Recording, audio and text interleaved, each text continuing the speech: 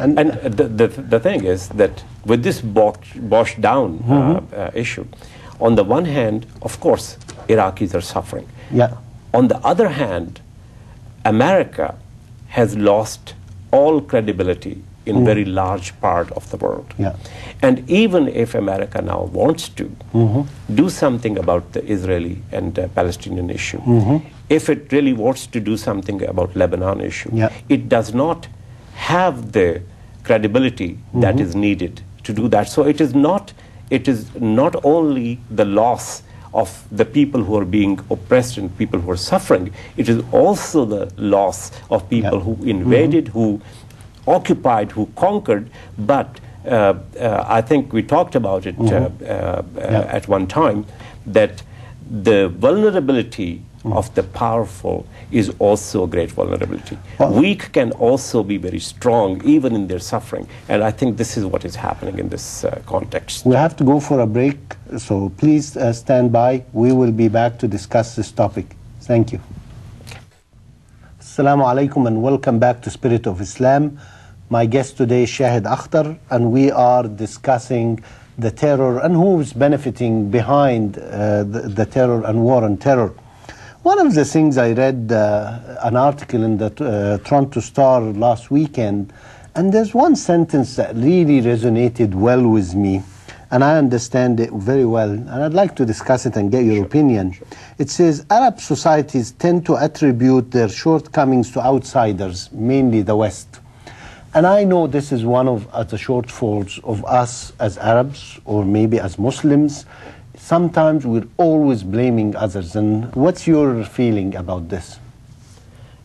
It's actually more complicated than that. That on the one hand, it will be very unfair to say that all that misery and rottenness Arab world has brought upon itself, and it's just there is something intrinsically bad that they cannot. It's a very racist. It's a very racist view. No, I don't. I honestly don't think so, because there is truth to it. But I'm coming to that.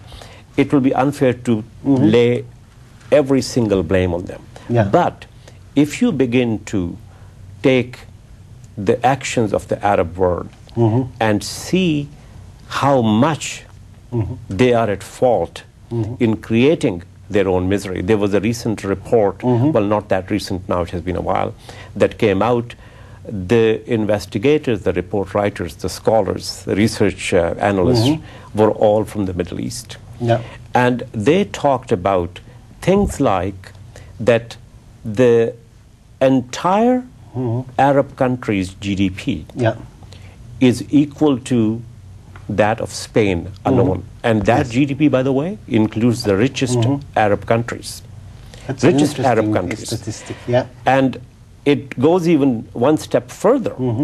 And there was a gentleman who sort of summarized it recently, who said that the entire Muslim countries in the world, their total GDP is equal to that of France, one single Western country.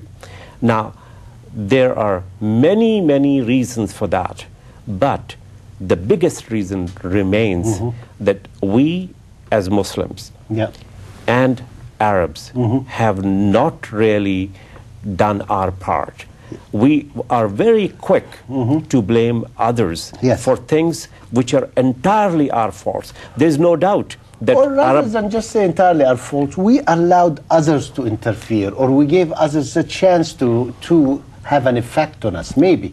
That's right. So you know, when you see today's Arab map, and imagine that just one family and one of the cousin, the nephew, the brother-in-law, they were just distributed as kings, as monarchs in many Arab countries. Now, that kind of manipulation sure was Western manipulation, but we created circumstances where we could be manipulated. That is our fault. The biggest, you know, they say that the biggest fault of the victim is that the victim allowed itself to become so weak and so pliable that anyone could come and take advantage of that. And it comes again back to who gets that advantage. If you could get that benefit, you'll get that benefit.